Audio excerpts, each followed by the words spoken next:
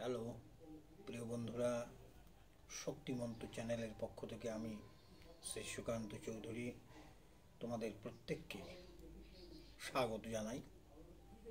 তোমরা ভীষণ ভালো থাকবে, সুস্থ থাকো। শক্তিমন্ত চ্যানেলটিকে সামনে এগিয়ে নিতে তোমরা পূর্ণ সহযোগিতা করছো এবং আরও আমার সঙ্গে সহাবস্থান করো, সাহায্য করো। তোমরাই শক্তি, তোমরাই প্রেরণার উৎস। আমাদের হিন্দু সনাতন যে সংস্কার, যৌবন সংস্কারের ব্যাপারটা, অর্থাৎ বিবাহাদি, এই পঞ্চামৃত এবং স্বাদ ভক্ষণ অনেকেই কমেন্টসে ছোট ছোট করে জানতে চায় বা জিজ্ঞাসা করে লোকাল স্তর থেকেও।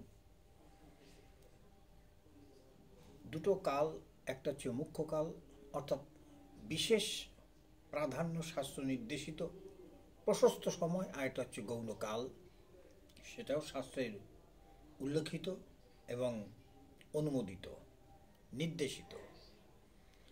প্রথমে যে সাধভক্ষণের যে ব্যাপারটা, অর্থাৎ পঞ্চম মাসে গর্ভিণীকে পঞ্চামৃত পান করাইতে হয়। যদি কোনো কারণে এই পঞ্চম মাসের ব্যাপারটা মাথার থেকে সরে যায় বা অসাধ্য হয়, অপারগ হয়, অক্ষম হয়, বা সময় সুযোগ মতন করে উঠতে যদি না পারা যায়, তাহলে নবম মাসে সাধভক্ষণের দিনই আগে পঞ্চামৃত পান করানোর একটা বিধান শাস্ত্রে বিশেষভাবে উল্লেখ আছে। এবার কথা হচ্ছে, পঞ্চামৃতটা কি? 5টি দ্রব্যের সমাহার। কি কি সেই দ্রব্য? একটা বড় কাঁসা ছাড়া পঞ্চামৃত হয় না। গর্ভিণীকে বসিয়ে নারায়ণকে সাক্ষী রেখে একটু পুজো পাঠ যথাসম্ভব করে, দধি অর্থাৎ মিষ্টি দধি, দই এক, দ্বিতীয় নম্বর হচ্ছে দুগ্ধ, গরুর দুধ 2, নাম্বার 3 হচ্ছে গব্যঘৃত, 4 হচ্ছে মধু, 5 হচ্ছে শর্করা অর্থাৎ চিনি। এই আলাদা আলাদা দ্রব্যগুলির সঙ্গে আলাদা আলাদা মন্ত্রপাঠের মধ্য দিয়েই পঞ্চামৃতের সমাহারটা তৈরি করতে হবে কাঁসার বাটির মধ্যে। দধি কি? ওম দধি ক্রাবণ্যকারীশং জিষ্ণুরশস্যবাজিনঃ সুরভীন মুখাকরৎ প্রাণ আয়ুংসিতারিতৎ। এই মন্ত্রটা বলে কাঁসার বাটিতে মিষ্টি দই ঢালতে হবে। নাম্বার 2, 2 নম্বর কি? দুধ। 1 নম্বর খাঁটি দুধ, গরুর দুধ। ওম আপ্যায়স্য সমেতুতে বিশ্বতঃ সোম বিশ্বম ভবা বাজস্য সঙ্গতে। পুনরায় ঢালতে হবে 2। নাম্বার 3 এখন হচ্ছে ঘি। 1 নম্বর খাঁটি ঘি, একদম পিওর খাঁটি ঘি। ওম তেজস্বী শুক্রমস্য মৃতমোষি ধামো নামাসি প্রিয়ম দেবানামনাধীষ্টং দেব যজনমোষি। হচ্ছে ঘি। চতুর্থ কি? মধু। ওম মধু বাতারিতায়তে মধুক্ষরন্তি সিন্ধবাঃ মাঢ্যি সন্তোষোধি। ওম মধু নক্ত মূত শোষো মধু মাত্র পার্থিবং রজঃ মধু দৌরস্তু নঃ পিতা মধু মন্ন বনস্পতি মধু মন অস্তু সূর্য মাঢ্যিগাব ভবন্তু নঃ। হচ্ছে মধু।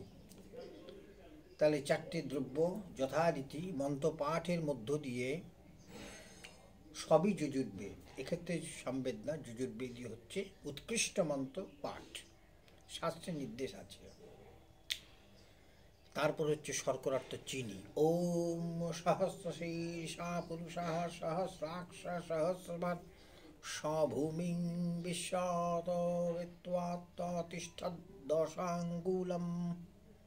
এই 5টি মন্ত্র 5টি দ্রব্যের একত্র হলো কি কাঁসার একটা বড় বাটি, কাঁসার একটা বড় বাটিতে দিয়ে নাড়িয়ে, এটা হচ্ছে পঞ্চামৃত, বিষ্ণুকে উৎসর্গ করে যথারীতি নিবেদন করে তারপরে খাওয়াতে হবে গর্ভিণীকে। তার আগে শ্বেতচন্দন একটু কপালে দিতে হবে, বধূর কপালে শ্বেতচন্দন দিতে হবে। গন্ধদ্বারাং দুরাধর্ষং নিত্যপুষ্টাং করিষীণীম ঈশ্বরীম সর্বভূতানাং তামিহ প্রহস্যম কান্তিং লক্ষ্মীং ধীতিং সৌখং সৌভাগ্যং অতুলং মম দদাতু চন্দানং নিত্যং সতত ধারয়াম্যহম। হলো মাঙ্গল্যসূত্র, 7টা দুব্বা, 7 গাছে লাল সুতো বাম হস্তে বন্ধন করতে হবে। করার পরে এটা হচ্ছে পঞ্চামৃত পান করানোর বা খাওয়ানোর একটা শাস্ত্রীয় বিধি প্রকরণ। এবং বধূ ওই 9 মাসে, অর্থাৎ সে কি কি দ্রব্য খেতে খুব আগ্রহী, তার অভিলাষ আছে, সে কোন কোন দ্রব্যের প্রতি তার আকর্ষণ আছে, সেই সুনির্দিষ্ট আহারের জিনিসগুলো তার সামনে উপস্থিত করতে হবে। যদি 9 মাসে হয় 9 জন সধবাকে নিমন্ত্রণ করতে হবে, সেদিনকে বিশেষভাবে তার সঙ্গে বসে খাওয়ানোর জন্য তাদের সসম্মানে নিমন্ত্রণ করতে হবে এবং আশীর্বাদ প্রার্থনা থাকবে তাদের প্রতি। সে আশীর্বাদ প্রার্থনা জানাবে, আমাদেরকে আশীর্বাদ করুন।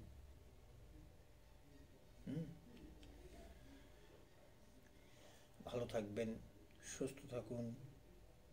এই হচ্ছে 7 ভক্ষণ এবং পঞ্চামৃত পান করানোর একটি স্বাভাবিক সাধারণ বিধি। নমস্কার।